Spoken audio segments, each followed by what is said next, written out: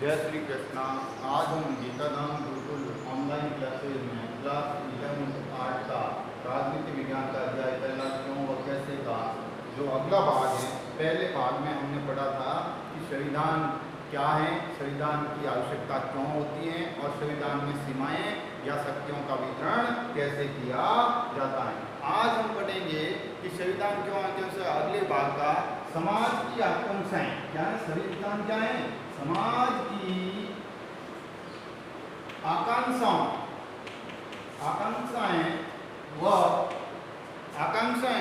और लक्ष्य, आकांक्षाएं और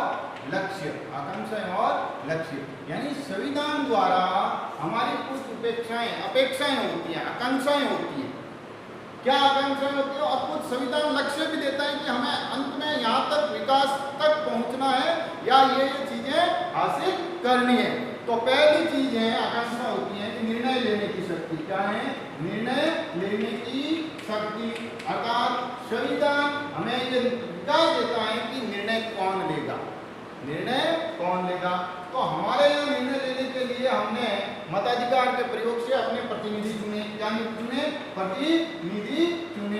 प्रतिनिधियों को चुने। हमारी सरकार प्रतिनिधित्मक होता है।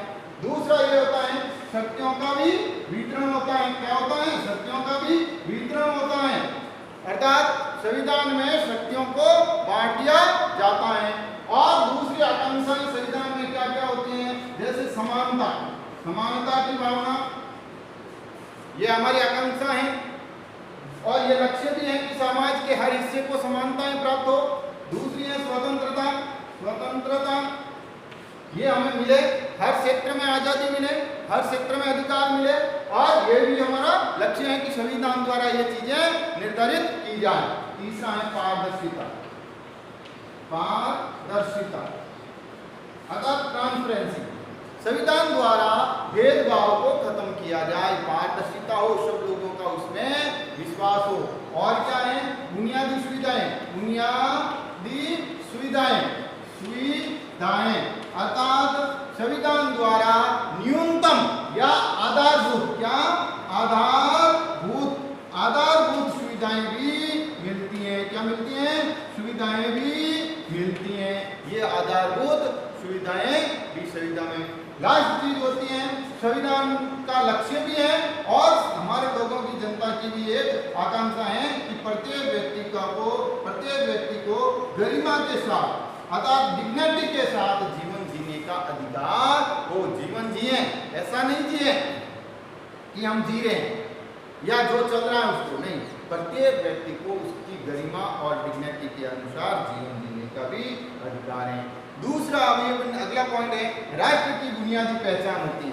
संविधान क्या होता है? राष्ट्र की बुनियादी पहचान होते हैं। संविधान राष्ट्र की बुनियादी पहचान होती है। अर्थात किसी भी राष्ट्र को एक संविधान होना चाहिए। उस राष्ट्र को देश दुनिया में उसके राजनीतिक, आर्थिक जो लक्ष्य हैं या संबंध है दुनिया से जिसके साथ, वो उसके साथ उसकी एक बुनियादी पहचान भी है कि उसका एक संविधान भी होना चाहिए। संविधान है तभी तो वो लोगों तक अपनी बात पहुंचाएगा। उसकी एक विकासशील, प्रगतिशील और लोक कल्याणकारी राज्य के रूप में पहचान होगी। तो राष्ट्र की बुनियादी पहचान के लिए क्या होनी चाहिए? सबसे पहले होना चाहिए सामूहिक। क्या होना चाहिए? सामूहिक पहचान होती है। हर देश में, हर राष्ट्र में अलग अलग धर्म, अलग अलग मतावलियों, अलग अलग कबीलों, अलग अलग संस्कृतियों के लोग रहते हैं। उसको लोग जाने या ना जाने दुनिया, लेकिन कम से कम एक संविधान की पहचान होनी चाहिए। क्या होनी चाहिए? संविधान की एक सामूहिक पहचान होनी चाहिए उस देश की, कि इस देश में कम से कम ये नियम तो लागू है ही हैं। दूसरा होता है संवैधानिक नियम। क्या होनी चाहिए? संवैधानिक नियम।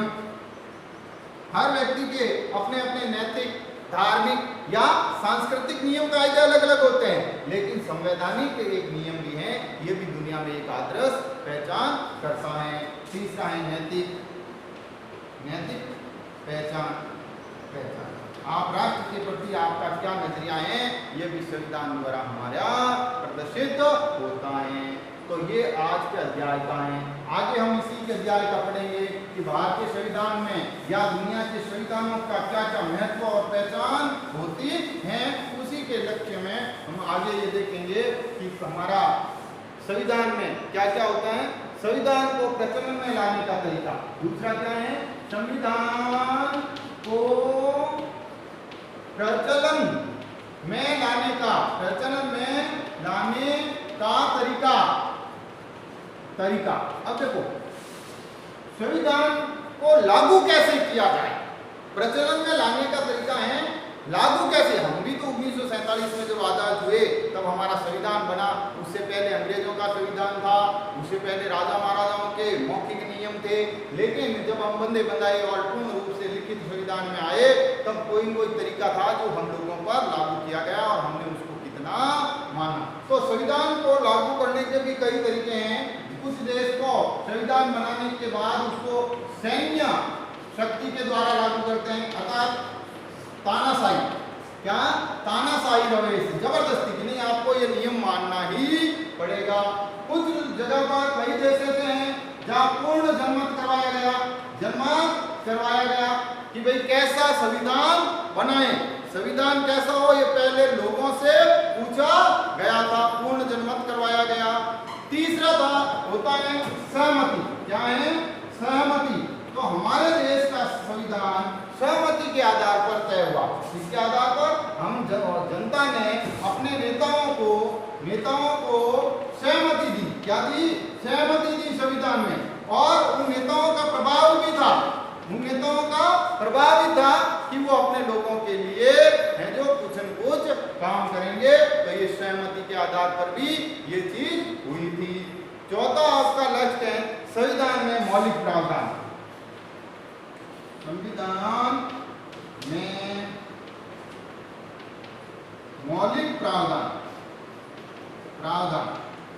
अर्थात संविधान में कुछ ऐसे नियम कायदे हो जो न्यूनतम, कम से कम हर लोगों पर न्यूनतम सुविधाएं हो या अधिकार हो जो सब लोगों को मिले, ताकि उस संविधान को कोई नकार नहीं सकते। अल्पसंख्यक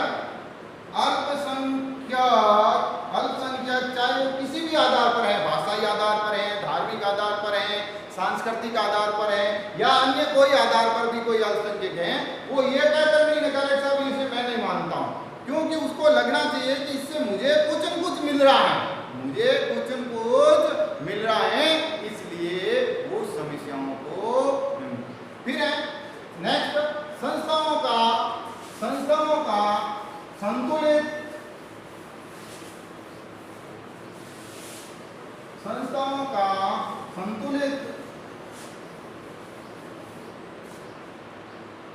रूपरेखा।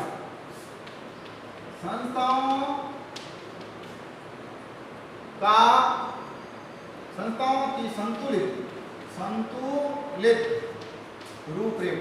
रूपरेखा अर्थात संविधान में कुछ ऐसा ढांचा बनाया होगा जिसको लोग माने और उसको स्वीकार भी करें और उस ढांचे से सब लोगों पर कम और अधिक प्रभाव पड़े। तो पहला संस्थाओं का संतुलित ढांचा क्या किया गया, जो बाध्यकारी नियम थे, क्या थे, नियम थे, उनको लचीलेपन में, किसमें, लचीलेपन में बदला गया। अर्थात बाध्यकारी नियम भी होने चाहिए और लचीलेपन का भी नियम। दूसरा नियम रखा गया था केंद्रीयकरण। क्या रखा था, केंद्रीयकरण, अर्थात शक्तियों को एक जगह केंद्रित, लेकिन संतुलित व्यवहार देने के लिए वापस क्या किया गया, विकेंद्रीयकरण। क्या किया गया, विकेंद्रीयकरण किया गया।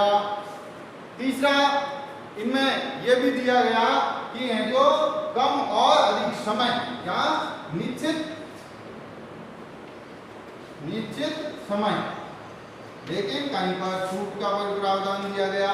तो इस तरह से एक संतुलन लाने का प्रयास किया गया और इस तरह से ही किसी देश का संविधान प्रचलन में आता है, धीरे धीरे वो लोगों को स्वीकार्य होता है। अगले अध्याय में हम पढ़ेंगे भारतीय संविधान का निर्माण कैसे हुआ। धन्यवाद।